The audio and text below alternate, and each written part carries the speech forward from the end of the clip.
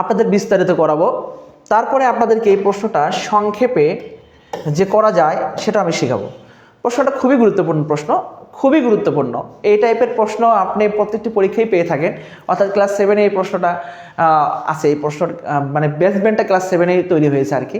Class 7 থেকে এই প্রশ্নটা ধারাবাহিকতা বজায় করেছে আর কি। দেখেন লেখা আছে, একটি ঘড়ি 10% ক্ষতিতে বিক্রয় করা হলো। 10% ক্ষতিতে একটি ঘড়ি বিক্রয় করা হয়েছে।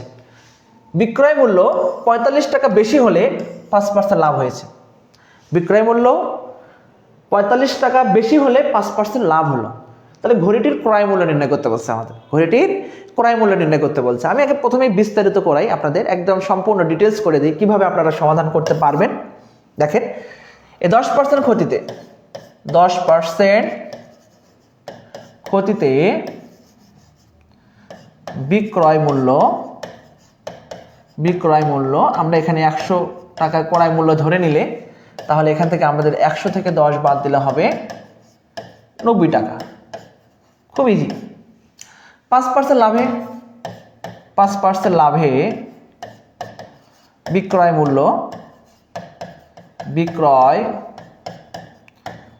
মূল্য তাহলে আমরা এখানে লিখে ফেললাম 105 টাকা। এবার খেয়াল করুন, মানে ক্ষতিতেও বিক্রয় করেছি, লাভেও বিক্রয় করেছি, তাহলে কতটুকু ডিফারেন্স হয়েছে, মানে এখানে কতটুকু ডিফারেন্স, এই ডিফারেন্সটা আমাদের বের করতে হবে।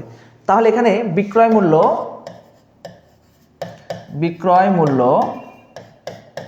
কত বেশি হয়েছে এটা আমরা দেখি। তো এখানে 105 থেকে 90টা আমরা বাদ দিব, তাহলে এখান থেকে আমরা পাবো হচ্ছে 15 টাকা। তাহলে বিক্রয় মূল্য 15 টাকা বেশি হয়েছে। তাহলে বিক্রয় মূল্য 15 টাকা বেশি হইলে 15 টাকা বেশি হইলে ক্রয় মূল্য 100 টাকা। যেহেতু আমরা ক্রয় মূল্যটা ধরে নিয়েছিলাম 100 টাকা, ক্রয় মূল্য 100 টাকা,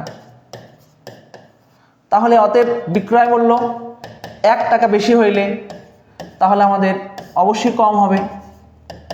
এবং বিক্রয় মূল্য আমাদের প্রশ্নে দেওয়া আছে, তাহলে এখান থেকে আমরা সরাসরি গুণ করে দেব, এই যে তাহলে 300 টাকা। তাহলে ওই ঘড়িটার ক্রয় মূল্য ছিল 300 টাকা। দেখেন প্রশ্নটি ভালো করে একটু বোঝার চেষ্টা করেন, সম্পূর্ণ ভালো করে বোঝার চেষ্টা করেন। এখানে প্রশ্ন কিন্তু বলা রয়েছে যে একটি ঘড়ি 10% ক্ষতিতে বিক্রয় করা হলো, বিক্রয় মূল্য 45 টাকা বেশি হলে 5% লাভ হয়। তাহলে ঘড়িটির ক্রয় মূল্য নির্ণয় করো। আমরা কিন্তু করেছি প্রথমে 10% ক্ষতিতে বিক্রয় মূল্য বের করেছি, 5% লাভে বিক্রয় মূল্য বের করেছি। এখন বিক্রয় মূল্য কত টাকা বেশি হয়েছে এটা আমাদের দেখতে হবে। দেখলাম আমরা বেশি হয়েছে এখানে 15 টাকা। তাহলে বিক্রয় মূল্য 15 টাকা বেশি হইলে ক্রয় মূল্য তো আমরা প্রথমে 100 টাকা ধরে নিয়েছি, 100 টাকা। সেই ক্ষেত্রে আমাদের 1 টাকা হইলে কত, আর এখানে যে 45 টাকা দেয়া রয়েছে 45 টাকা হলে কত। তাহলে এই প্রশ্ন যদি আপনি বেসিকটা জানেন তাহলে কিন্তু আপনি শর্টকাটটা কিন্তু খুব সহজে নির্ণয় করতে পারবেন। বেসিকটা আপনি জানতে হবে। যদি বেসিকটা না জানেন তাহলে শর্টকাট কিন্তু আপনি বুঝতে পারবেন না, আমি কই থেকে কি করছি, বা আপনিও কিন্তু ক্লিয়ার হবেন না। কনসেপ্টটা ক্লিয়ার থাকলে আপনি শর্টকাট আসতে পারবেন। দেখেন এখন শর্টকাটটা দেখেন, শর্ট ট্রিক্সটা আপনি দেখেন।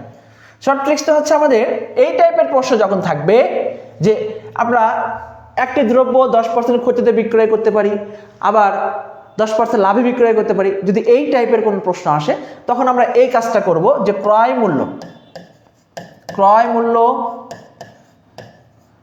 মূল্য সমান এখানে যে টাকাটা বেশি হয়েছে ওই টাকার সাথে আমরা একটা 100 গুণ করব।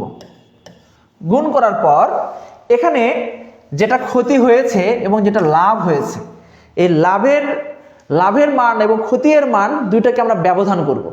তাহলে 5% লাভে হচ্ছে 105 টাকা মাইনাস 10% ক্ষতিতে হচ্ছে 90 টাকা।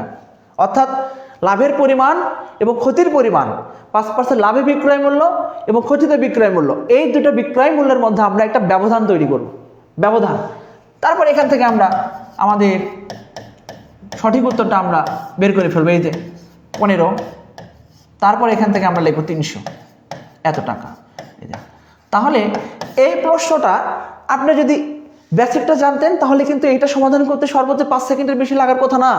আপনি 5 সেকেন্ড 10 সেকেন্ড সময়ের মধ্যে এই প্রশ্নের সমাধান করতে পারবেন, কারণ এটা জানা জিনিস যে 100-র সাথে 5 যোগ করবো আর 100 থেকে 10 বিয়োগ করবো, এটা একটা কমন বিষয়, আপনারা প্রত্যেকেই জানেন এটা।